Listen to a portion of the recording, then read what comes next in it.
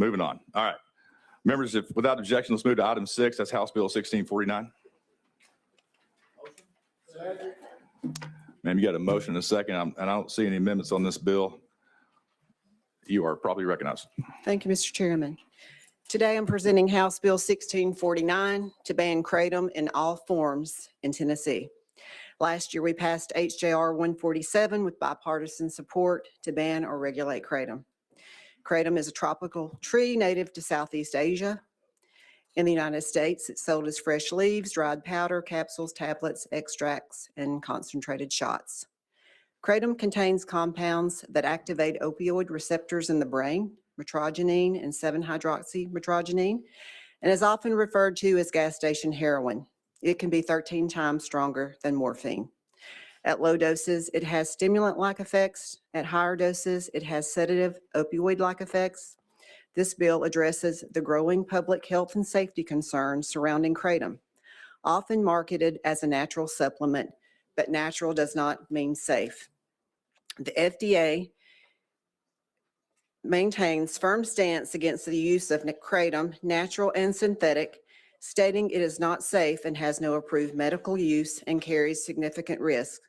The Center for Disease Control states that Kratom is an emerging health threat for potential overdoses, addiction, and contamination. The Drug Enforcement Agency lists Kratom as a drug and chemical of concern with potential of abuse and safety risk. The total ban is supported by Tennessee Medical Association, Tennessee Association of Alcohol, Drug, and Other Addiction Services, the TBI, the Sheriff's Association, Chiefs of Police, Tennessee Fuel and Convenience Store Association, and the Foundation for Drug Policy Solutions. This bill does 6 things. It prohibits the sale and distribution of Kratom, Mitragynine, 7-hydroxymitragynine, and all derivatives in Tennessee.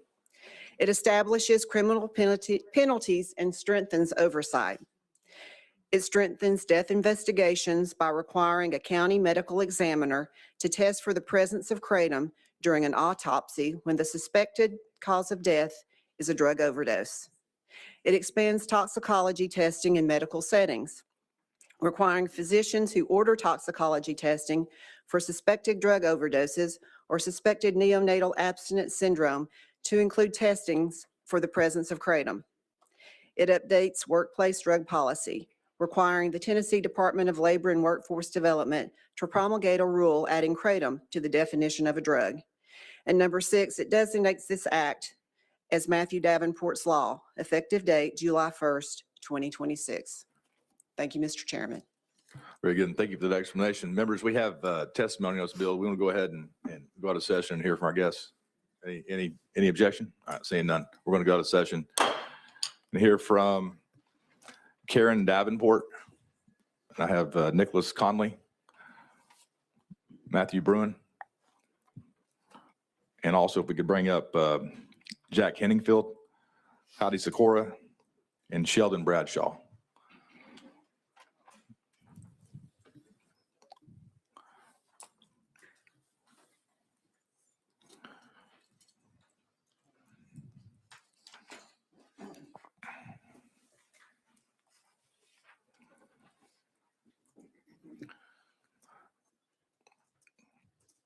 Very good. And what we'll do, we'll start down here with you, ma'am, and we'll work our way this direction to my right, your left. Each of you just introduce yourself. You'll have 3 minutes to say what you need to say.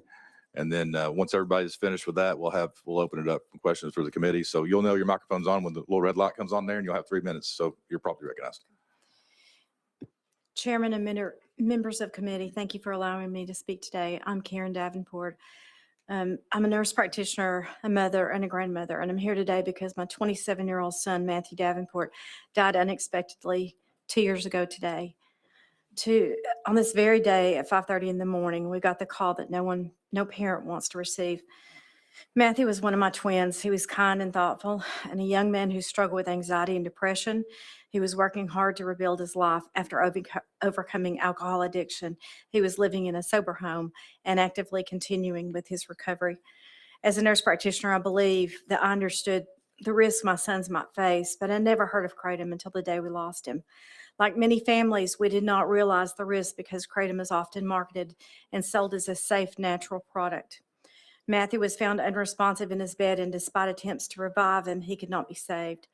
The Hamilton County Medical Examiner determined that Matthew died from intoxication involving prescription Diphenhydramine, Duloxetine, Cymbalta, Buspirone, and a dietary supplement called Mitragynine.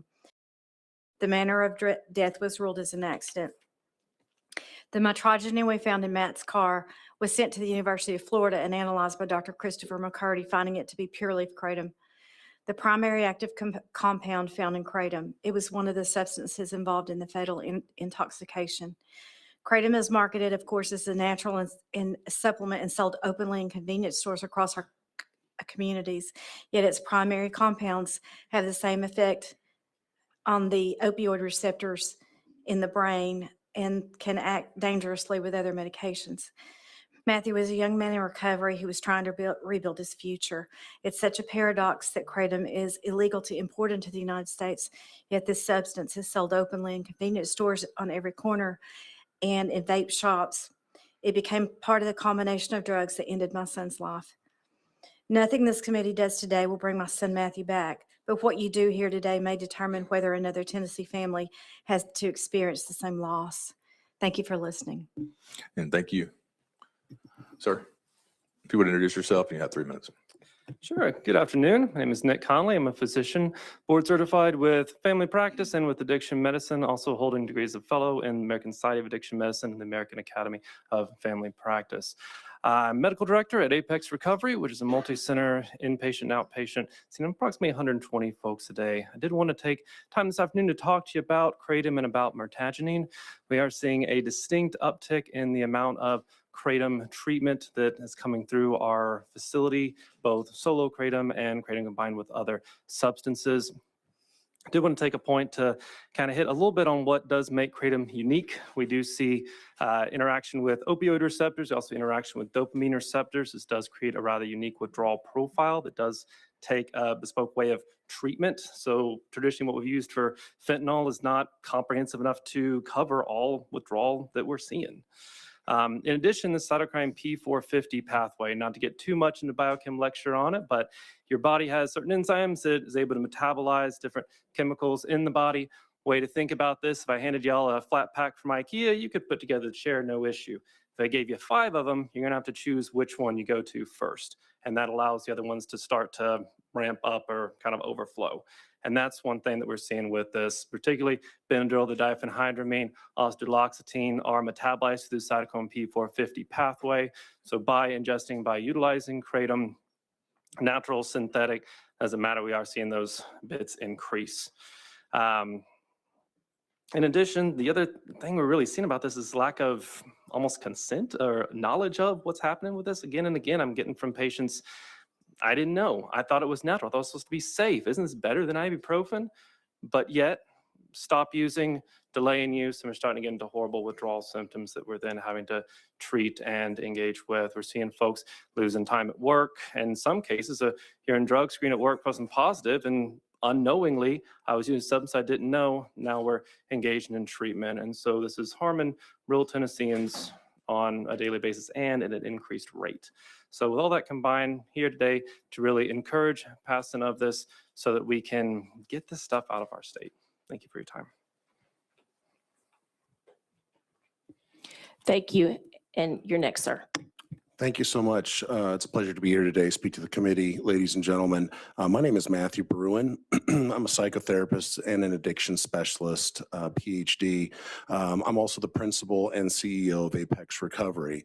Apex Recovery is a proud member of Tennessee. We serve men and women across the state who have issues with mental health as well as substance use disorder, which is why I'm here today, because this issue is an increasing one within our census and something that I'm very passionate about. I'm in a unique experience because you all have adopted me into your fine state. I've been here for 5 years and I absolutely love Tennessee. It's the best place I've ever lived. I hail from Colorado originally and then came by Southern California for 23 years. I like to think of that time I was in exile. What I can tell you is both of my previous two states had similar things in common, and that is the legalization of marijuana and cannabis. I have lived my life through situations like we find ourselves today here in the state of Tennessee. What starts as a relatively benign small item quickly grows and expands until there are devastating issues that go across the state. And I would like to not see that repeat here in the state of Tennessee. You'll hear some arguments today, two of them being that somehow Kratom leaf differs from 7-OH. I want to assure everyone that the distillation process and the synthesization process is no different from cocaine to crack or from hashish to cannabis. Cannabis at one point had 3 to 5% THC content. Today, there are places in this country that have legalized 90 to 95% amounts. We're seeing that same thing with Kratom. Finally, I want to touch base just from a personal level. I want to tell you two quick patient stories. One about a man who lost his wife and family who was ingesting 5 big gulp glasses of, yes, loose leaf Kratom daily. It is extremely addictive. And finally, I'm joined in the back row by my beautiful wife and daughter. My daughter had a individual who actually went to her school for a short period of time and happened to find his way into my rehab center just several weeks ago. He told me and asked me to tell you guys that as an individual who started smoking crack cocaine at age 13 years old, the most high he has ever been is on Kratom. That young man has done every drug in the arsenal, and that was his comment. So I ask you all today, would you all want your sons and daughters to use this legally? Thank you for all your time. You're next, sir. Thank you. Hi, I'm Jack Henningfield. I'm from Baltimore, Maryland, at Johns Hopkins University School of Medicine, formerly with the National Institute on Drug Abuse. I'm trained in addiction science, been doing that for 50 years. I recently published a book, an authoritative text on Kratom science, probably the only one in this room that's actually done science with 7-hydroxy and Kratom in clinical studies in animals. I want to make a factual correction. There is a big difference between natural Kratom, which contains almost no 7-hydroxy, and synthetic 7-hydroxy. And 7-hydroxy can be 13 times more strong on certain measures than morphine, not Kratom. And I've done the research, and there's lots of research, mostly supported by the National Institute on Drug Abuse. I'm really sorry about the death. Any son, any child, that's the worst thing in the world. But what we need to reduce deaths across the board is regulation, not prohibition and criminalizing Kratom users, of which there are about 500,000 in Tennessee. I'm in agreement with the FDA and the Secretary of Health, who in July released a report saying 7-hydroxy is a serious problem. It has opioid effects. We can call it an opioid. By the same criteria, Kratom does not. And I've done my reports submitted to the FDA and DEA, and I concur with them. And the Secretary and FDA Commissioner also said 7-hydroxy is the problem. They said our concern is not Kratom. And they sent a letter to colleagues across the nation stating that fact. You can get my report, you can get the FDA report, and the FDA report will verify everything that I am telling you today. So most overdose deaths in this country are polypharmacy. The medical examiner did not say it was a Kratom death that happened to Mr. Carpenter.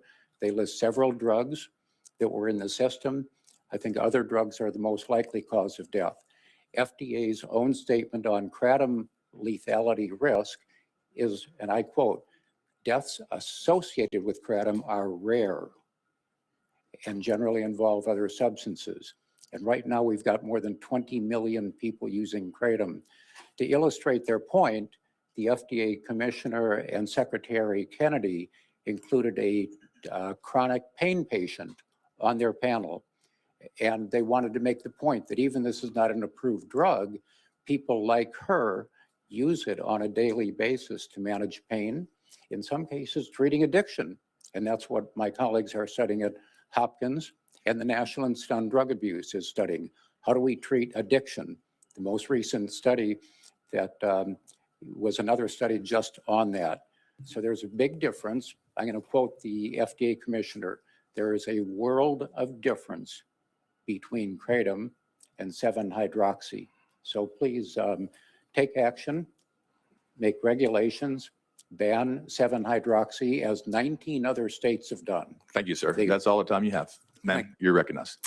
Thank you so much.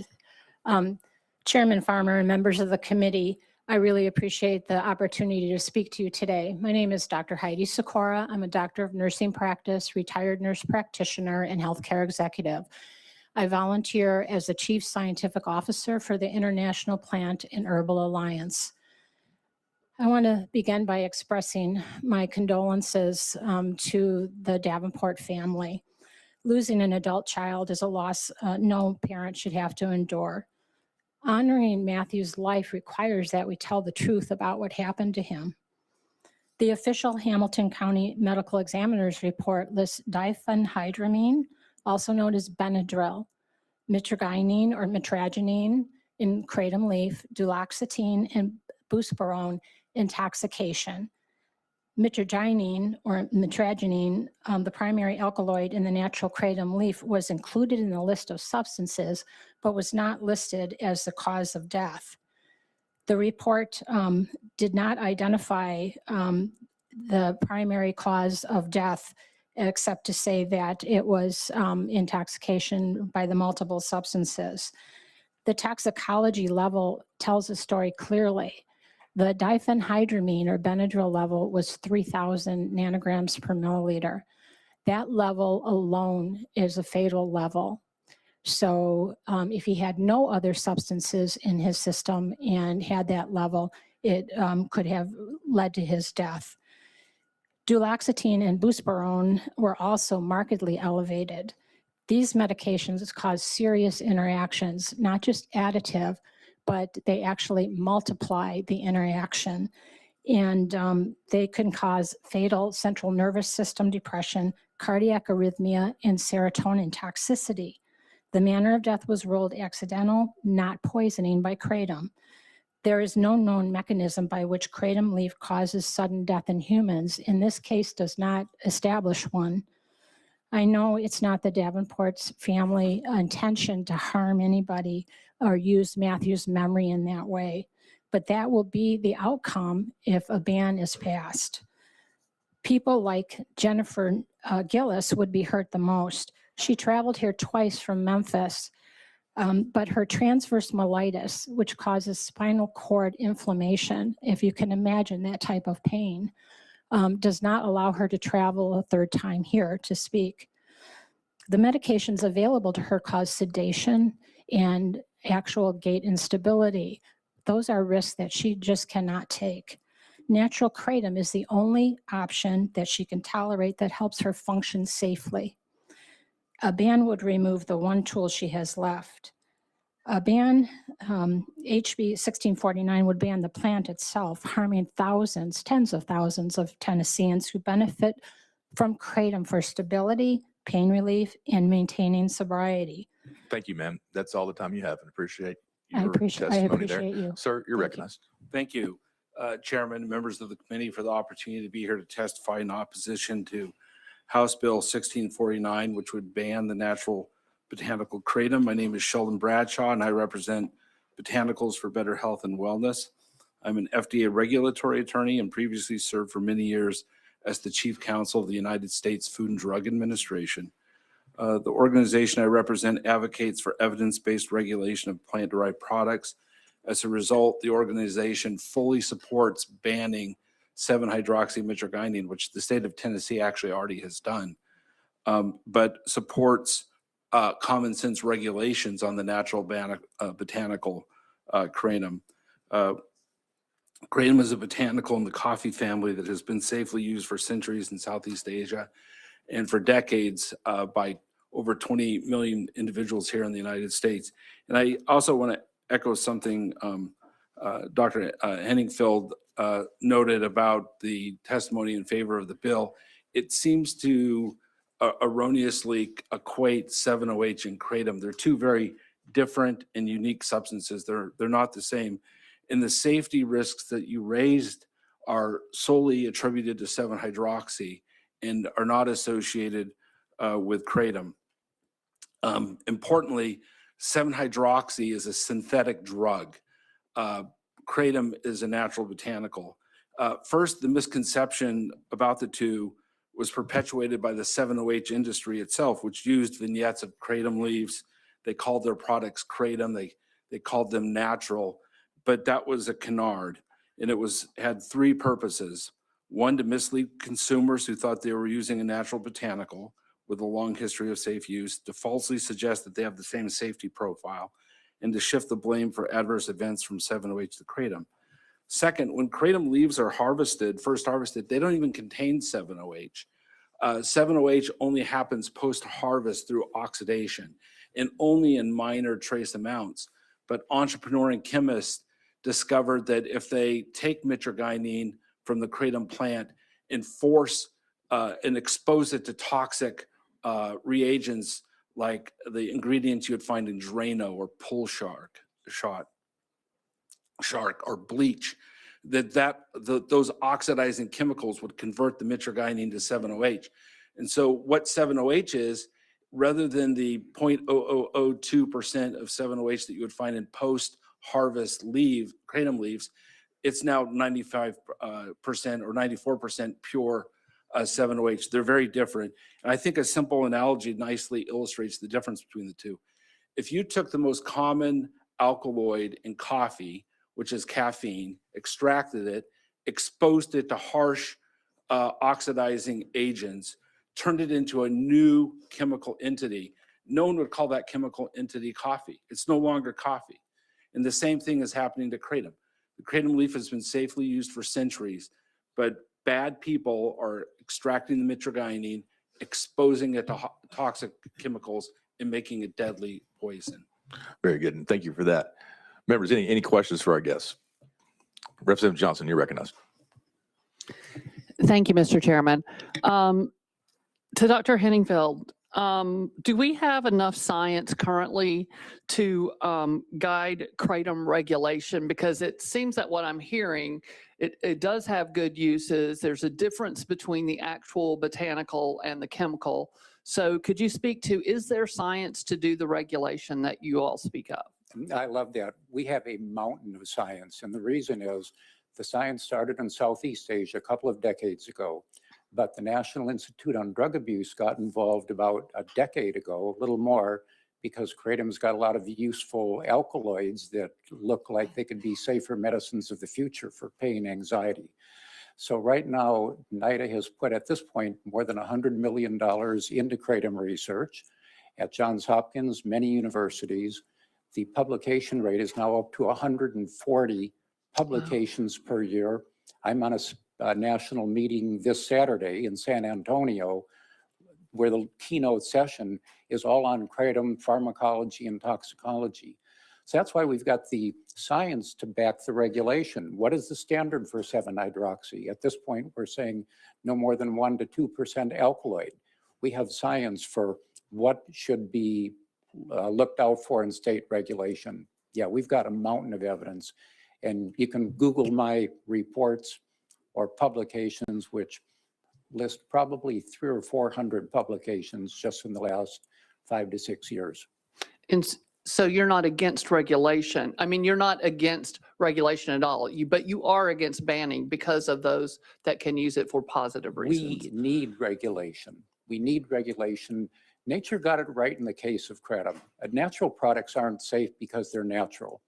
But in the case of coffee and Kratom and some others, nature got it pretty close to right. Turning Kratom into 7-hydroxy, that's not nature.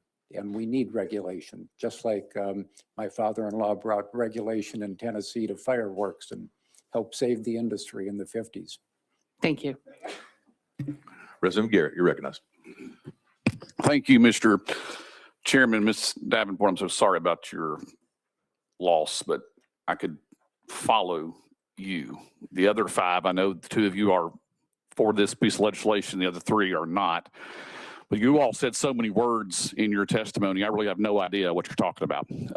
And so there were so many different things that you all had testified to on both sides, right? And my concern is that's the actual concern of either Kratom, which how you pronounce it, or Kratom, how the rest of you pronounced it.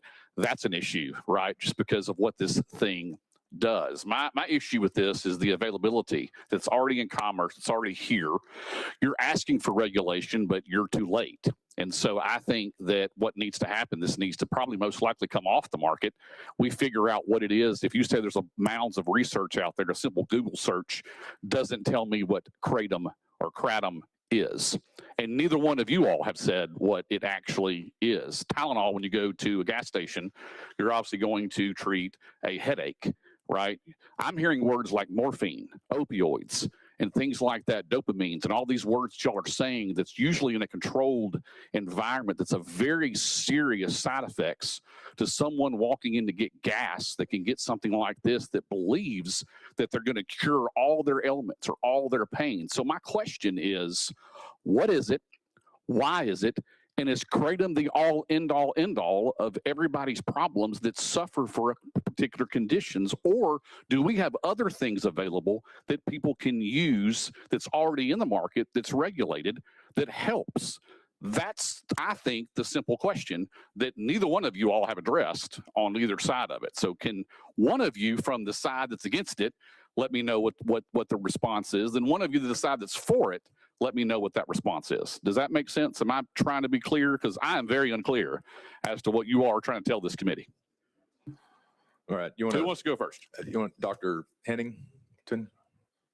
Henningfield, would you like to go, or would you like to? When I talk about Kratom, I'm talking about the natural leaf, nothing that's been chemically changed. There are extracts, just like if some people like coffee as an extract, some people like stronger extracts like espresso. That's all Kratom. When you chemically manipulate it and have 7-hydroxy, that's no longer Kratom. So we've got to draw a line in the sand. The natural leaf, you can define by law and say that Kratom products that are allowed on the market should be based on the leaf. That can be powdered, ground, crushed. It can be a simple extract. But in 19 other states, what they've done is say the alkaloid levels should not be boosted. There should be state standards for purity. You want to keep it pure. And then you've got something that the animal and human studies, and I've done both, is safe. 7-hydroxy is not. All right, very good. So love to spend a lot of time trying to get through the individual demystifying of all this, because I understand we're talking all this science googly. Just talk like we all don't have medical degrees up here. Yeah.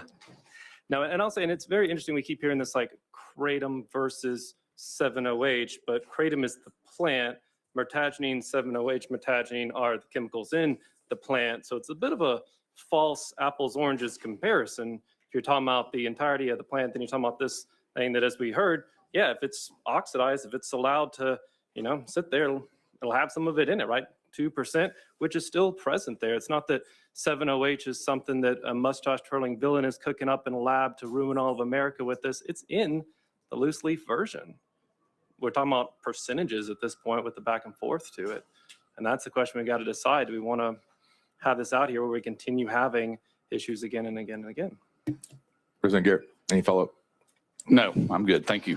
Very good. Members, I have Representative Salinas. Ma'am, you're recognized. Thank you. So I worked in drug discovery for over 10 years, and nature always, usually like 80+% of the time, gets it right. And we spend countless years trying to replicate nature. I mean, Taxol, one of our most important cancer drugs, came from a plant. And the reason why we had to modify it and try to get the drug is because it's in small percentages, which 7-OH is in small percentages in the Kratom plant. Is that correct? de minimis, meaning that when you measure 7-hydroxy, and many labs, NIDA-supported labs, my old institute, have measured in lots of products, and 7-hydroxy is de minimis in well-made products and in natural leaf. And in Florida, they actually grow their own kratom because they're thinking of that as a new industry. 7-hydrox, but everything, this water is not distilled water. It has a level that's allowed for contaminants. That's what regulation does. It sets standards. And so we need a standard to make sure that you can't, no matter how much kratom you consumed, you would not get a harmful amount of 7-hydroxy. State standard can do that. Representative Salinas, any follow-up? Yeah, and I've heard y'all say multiple times that you're not against regulation on the 7-hydroxy version of the alkaloid, and you didn't bring up this bill, so you didn't have control on what gets in the bill or doesn't get in the bill. Do any of the other alkaloids bind the mu receptor, the opiate mu receptor? Yes, several do. And mitragynine does, and we call it a partial agonist because it has a very weak effect. So I did an FDA model study with rats where we tried to find this lethal dose of, sorry about this discussion, of mitragynine. We pumped as much mitragynine as we could, given the size of the rats. There was no lethal dose. The comparator was oxycodone. Animals in that condition by the FDA recommended doses died. 7-hydroxy, on the other hand, you can kill animals with. And 7-hydroxy has the characteristics that is fueling the opioid epidemic. Powerful brain reward in animals. Again, rats, my favorite animal subject, and people. Mitragynine does not. Mitragynine actually reduces animal taking of morphine. Mm-hmm. All right, Representative Salinas, any follow-up? Yeah, no, thank you for that clarification, because I think that dictates the binding affinity of those, the receptor to that molecule dictates everything that happens after. So thank you for clarifying the other alkaloids in comparison to 7-OH. Yeah, and again, it's partial. Naloxone binds, but it's very different from morphine. Very good. Members, anyone else have any questions or comments for our guests? I'll have no one on the list. All right, any objections going back into session? All right, seeing none. I appreciate you all being here. We're back in session. On the bill.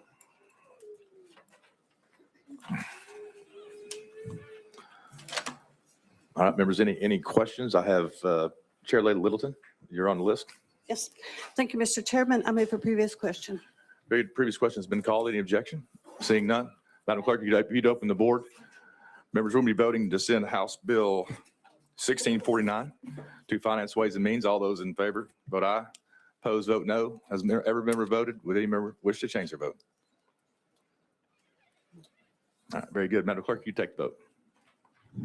Mr. Chair, you have 16 ayes, 2 noes, and 1 present not voting. Very good. House Bill 1649 is moving to Finance, Ways and Means. Thank you, Mr. Chairman and committee. All right.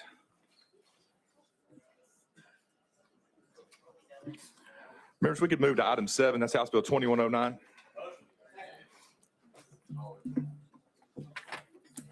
President Boyd, I'm looking at House Amendment 13410. Well, that's what I'm showing, Mr. Chairman. We got a motion and a second. Members, any objection to adopting this House Amendment to the bill? All right, all those in favor of adopting House Amendment 13410 to House Bill 2109, say aye. Aye. Opposed, say no. Ayes have it. Now we're back in the bill as amended. You're properly recognized. Thank you, Mr. Chairman. Well, yeah. Heidi did amazing. Dr. Jack did amazing. They did amazing. They freaking did amazing. He's like, I don't understand. Dude, I'm sorry, and I'm from Tennessee my whole life, but when people say stuff like that, that's the very definition. That's why people think Southern people are dumb, because they're like, oh, I don't understand them big words. Get out of here, dude. It's not that hard to understand. But I don't know. I don't know. I think a lot of things that I can't really say right now, but So it's going off to the next step. yeah, Finance, Ways, and Means. yeah. What exactly happens? I don't know. I don't know. Because this So I bill think- had a fiscal note attached to it. So when it goes to the Finance, Ways, and Means, does that come into play when they go Yeah. there? Yeah, I think it goes to finance and then they approve the fiscal note. And then it still would have to go through, I guess, like another thing after that. You know, maybe Senate. I don't know where it goes after that, after finance. I don't know But either. When these hearings happen, I always wait for the AKA Yeah. to post up like instructions and directions on what to do next, what's going to happen next, all that stuff. Because every damn state is different. And I don't want to give out, misinformation. So yeah, it's moving on to pass to the next step. yeah. Yeah. But I mean, this bill did have a lot of sponsors on it. A lot. Yeah. So, I mean, those sponsors ain't budging. Yeah. I Like, don't they even don't when, give when I don't a even fuck. like answering that question because of what happened to Marshall Price in Arkansas and what happened to Shayna Brown. Like if it's scheduled 1 in your state, you're looking at jail time. Marshall Price got 10 years in prison, and then 3 weeks later he was murdered. And then Shayna Brown she sat in jail for 9 months while us in the Kratom community gathered up enough money to bond her out and hire her new attorney, and her bond was $1 million for 250 grams of Kratom. Marshall Price only had 200 grams of Kratom, but he is no longer here on this earth because of Arkansas and Alabama having a Schedule 1, classification. And it's just like, my thing that pisses me off every single time that we, go through these hearings is like, these people are in the position they're in because they were voted in to take care of their constituents. They don't give two shits about Tennesseans. Like, they don't give a shit about the people that can't get opioids and that are suffering. They, and I mean, I'm sorry, the adult person that that this bill is named after did not even pass away because of Kratom. Right. And this is the first time in her testimony that she's ever mentioned Benadryl. And then, the whole, we sent off the Kratom in his car. Yeah. To be, in his car. That was not in his system, sister. Just saying. Yeah, I don't know. I had a feeling it was going to pass anyway today. So I'm not shocked, but it does bother me that they literally, what two people ask questions and everybody else just didn't give a shit about their constituents. About me. About, don't even give a shit. I tell you, I'm glad I'm not there today. I think I would have been a little upset. We'll find out about Idaho tomorrow morning. At least Idaho wants to hear from people. Hell, Yeah. Tennessee cut us the fuck off. I mean, I'll say that, and I will say that a lot of these places will at least listen. Tennessee didn't give a shit. They cut us off that first week. They didn't even hear us last week. Yeah. It's like, and then, they only let 3 people speak today. And it's like, we had a lot of advocates show up, and I'm sure everybody wants to have their voice heard because I don't know. It's so frustrating. Dave, the fight isn't over yet. The fight isn't over yet. So, you know what I would be doing is getting a hold of your journalists. Get a hold of your news stations. Make your story be heard. Get it blasted on media. maybe if more, I mean, I've tried to contact, but maybe if more than one person starts reaching out to journalists, maybe. More than one person. The fight isn't over. Yeah, it is Louisiana 2.0, but you know what? There's another bill in the works right now for Louisiana. So y'all be on the lookout for that. Yeah, I mean, it's definitely not over. And I ain't going to quit fighting until I can't breathe no more. So, and it won't be because of Kratom. Exactly. Anyway, well, I don't know, but if we hear anything, definitely let y'all know.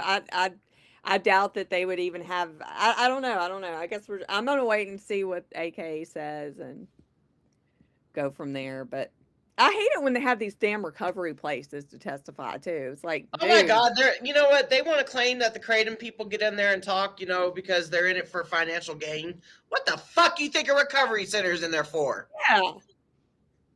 Oh. Tell us who. Wait, hold on. Are you having the comments automatically go on the stream? No. You're clicking on each individual one? Yeah. Oh. If I can do like this. Yeah, I saw that. I didn't turn it on though. But I don't really like how it. Oh, that's cool. Oh. We'd have to have like a black background on that. Yeah. Oh, well. John thinks that all the bills landed on the same day was a little weird. Oh, all the states is going on today?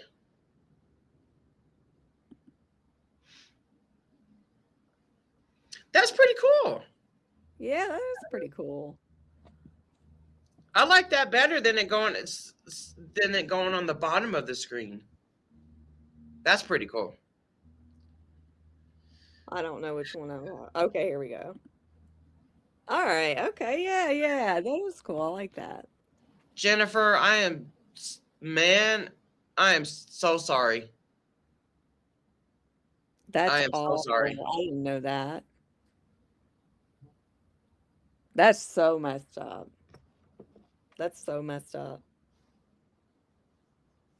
I don't have any updates about Illinois. I don't know. I just, if people just open their fucking eyes up. That's the problem. Thing of it is that don't sit back and wait for somebody to advocate for you. Don't think because it's not in my backyard, it's not going to happen to me. We've seen it time and time again that it does. Like, look at Jen right now. Yeah. And all the folks in Tennessee. Look at what freaking Laura went through in Utah. Man, I tell you, I'm holding up all right. I'm not going to say I have faith in the system, but like I said, I'm not going to give up. Even if they were to ban it here in Tennessee, my fight still ain't over because there's still so many people that rely on it. I won't shut up about it until my last breath. For you folks in Tennessee right now that don't know what to do, go to your representative. There should be options on your rep's page to set up a meeting. You could do that. Yeah, apparently they're real big about Tennessee's big on their constituents. So I mean, if you reach out to your local reps, I guess they want them votes at the end of the day. But yeah, send an email to your local reps, no matter where you are. Yeah, no matter where you are. If you're in Tennessee, if you're in, Timbuktu. You can, Google the Tennessee and Kratom and see what news stations have picked up on the stories. Email those journalists in the articles. Yeah. Emails work. Emails truly do freaking work. Yeah, maybe not all the time, but they do. And I feel like the more emails, brings like the more attention. Kind of like, algorithm and social media. It's like the more they hear it, the more it kind of stays with them.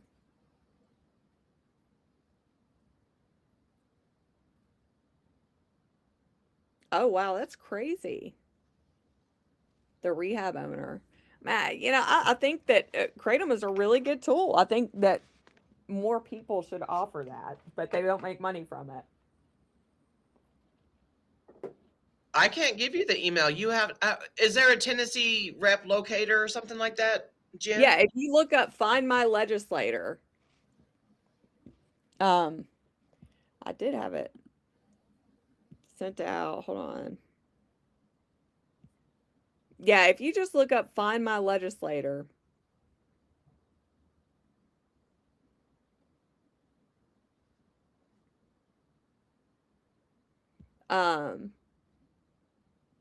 I'd sent out an email with that, but I'll put it on the put the link on in the comments, so you'll be able to click on it afterwards. Yeah, after we're live, you can click on it and find your legislator. And it'll tell you who it is, and you just click on their email and, send them my email.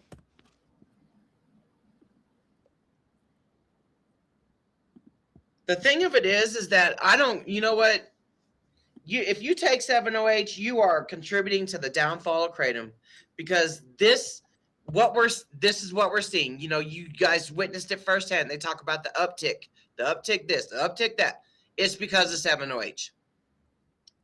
I will not advocate for 7-OH. Do I demonize the people that take it? No, the fuck I don't. I demonize the substance itself. And if you think I'm demonizing you for taking it, that's on you. That's addict behavior when you think everybody's pointing fingers at you. Just saying. That's addict behavior.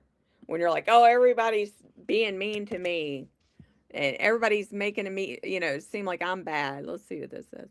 There you go. I don't think you can click on that, but this is where you go. I'll just put it in the comments also. Yeah, if you Google Find My Legislator Tennessee, it's like the first link that comes up and you put your address in. 7-OH needs to get off the damn shelves, man. That's what needs to happen. Somebody needs to be charged with narco-terrorism. Yeah. Something like that needs to go down. Because it's just bringing it down. I mean, like in Idaho earlier, talking about the last 2 years. Duh, it doesn't take a freaking genius to figure out why it's been in the last 2 years that all these calls and shit have been so increased. It's like, dude, 7-OH. I don't even agree that 7-OH should be sold online, Mike. You don't even know. Like, the 7-OHs want to say that, if 7-OH is banned, it goes to the black market. It's already a black market product. Yeah. You will never get my support on 7-OH.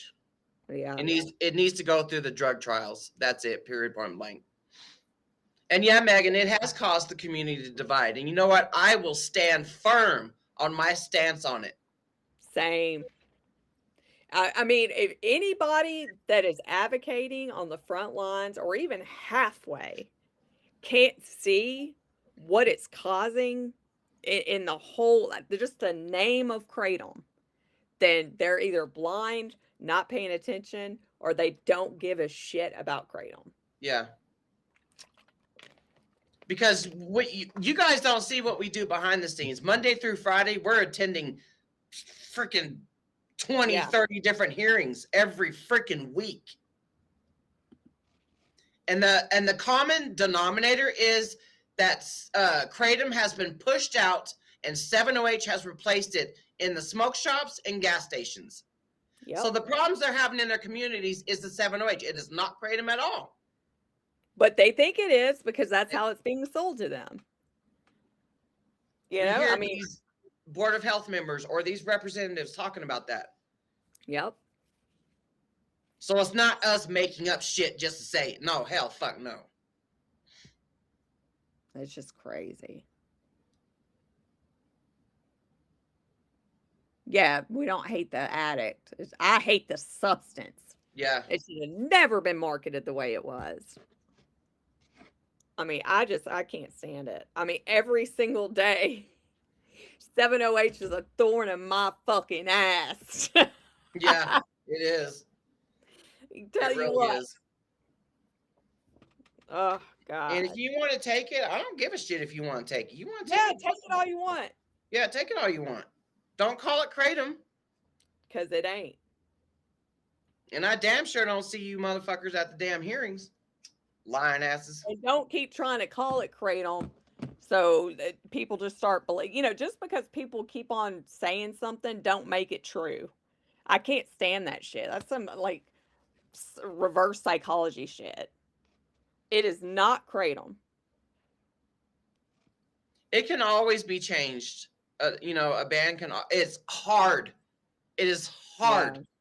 Jen and I went to Arkansas last year with some other advocates as well, and you know, we wanted to change the Schedule 1 status over there, but nothing happened because the legislators heard from a lady from the Department of Health saying that frickin' the Arkansas governor, what the hell's her name?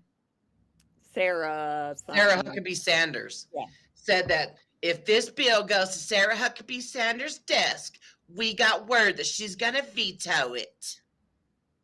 But I mean, it was very hopeful. It was. If it weren't for, you know, old Sarah.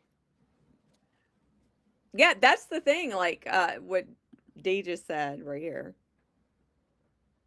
Like people are going to stores and asking for Kratom, and they're walking out with 7OH. Yeah.